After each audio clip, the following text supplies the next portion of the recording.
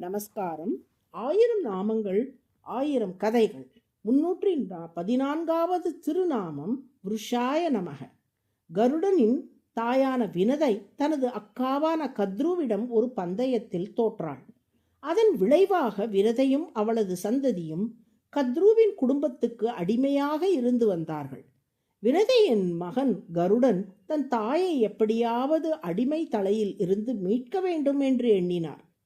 பெரியம்மா கத்ருவிடம் சென்று தனது எண்ணத்தை தெரிவித்தார். கத்ருவும் அவளது பிள்ளைகளான நாகப்பாம்புகளும், கருடா, நீ தேவலோகத்திலிருந்து அமுதத்தை கொண்டு வந்தால் உன் தாயை அடிமை தலையில் இருந்து நாங்கள் விடுவிக்கிறோம் என்று சொன்னார்கள். அமுதத்தோடு வருகிறேன் என்று சொல்லிவிட்டு மின்னல் வேகத்தில் தேவலோகத்தை நோக்கி புறப்பட்டார் கருடன்.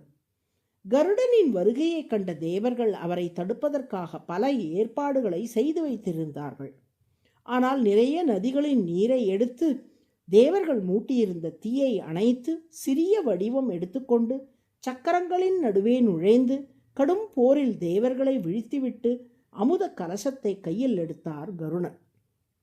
விஸ்வரூபம் எடுத்து சக்கரங்களையெல்லாம் உடைத்து கொண்டு அமுத கலசத்தோடு வெளியே வந்தார் கருடன். நீண்ட தூரம் பயணித்ததாலும் தேவர்களோடு கடும் போர் புரிந்ததாலும் களைத்து போயிருந்தார் கருடன். தன் தாயின் இருப்பிடத்தை நோக்கி பறந்த கருடன் வழியில் இளைப்பாறுவதற்காக ஒரு மரக்கிளையில் அமர்ந்தார். அமுத கலசத்தில் இருந்து கொஞ்சம் அமுதை எடுத்து பருகினார் கருடன். அது தன் களைப்பை போக்கும் என்று எதிர்பார்த்த கருடனுக்கு அந்த அமுதம் எந்த பலனும் அளிக்கவில்லை. மேலும் அது சுவையே இல்லாத வெறும் உப்புச்சாறாகவே தோன்றியது. தாயை மீட்க வேண்டும் என்ற ஆவலால் களைப்பையும் பொருட்படுத்தாமல் அமுத கலசத்துடன் கத்ருவிடம் சென்ற கருடன் அமுதை கொடுத்து தன் தாய் வினதையை அடிமை தலையில் இருந்து மீட்டார். இனியாவது தனது களைப்பை தணித்து கொள்ள வேண்டும் என்று எண்ணிய கருடன் தன் தந்தையான கஷ்யப முனிவரிடம் சென்றார்.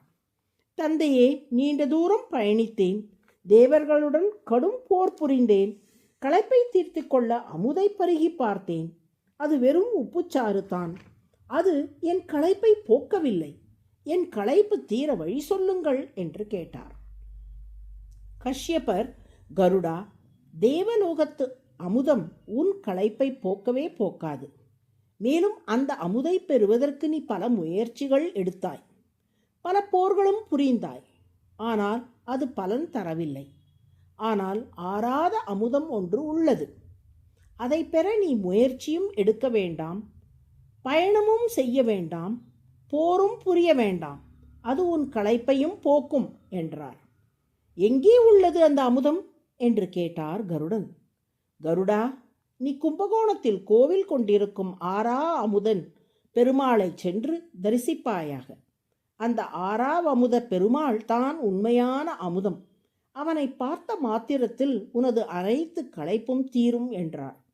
அவ்வாறே குடந்தையில் ஸ்ரீ அமுத பெருமாள் கோவிலின் கருவறைக்கு எதிரிலுள்ள 12 கால் மண்டபத்தில் கைகூப்பி நின்ற கருடன் அமுதனின் அழகாகிய அமுதை பருகி களைப்பு நீங்க பெற்றார்.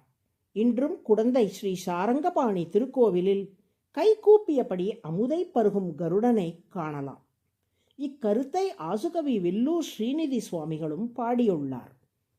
களைத்து போயிருக்கும் உயிர்களுக்கு தானே அமுதமாக இருந்து அவர்களை தன் அழகாகிய அமுதத்தில் நனைத்து அவர்களின் களைப்பை போக்குகிறார் திருமால்.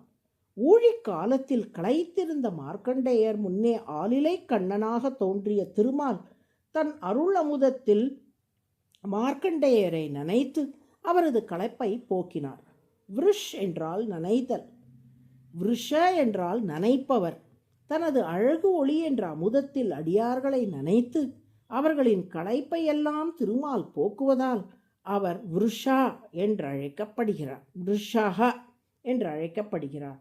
அதுவே சகஸ்ரநாமத்தின் 314வது திருநாமம். விருஷாய நமக என்று தினமும் சொல்லி வரும் அன்பர்களை தன் அழகாகிய அமுதத்தில் நனைத்து அவர்களின் களைப்பை போக்குகிறார் திருமால். நாராயண நாராயண.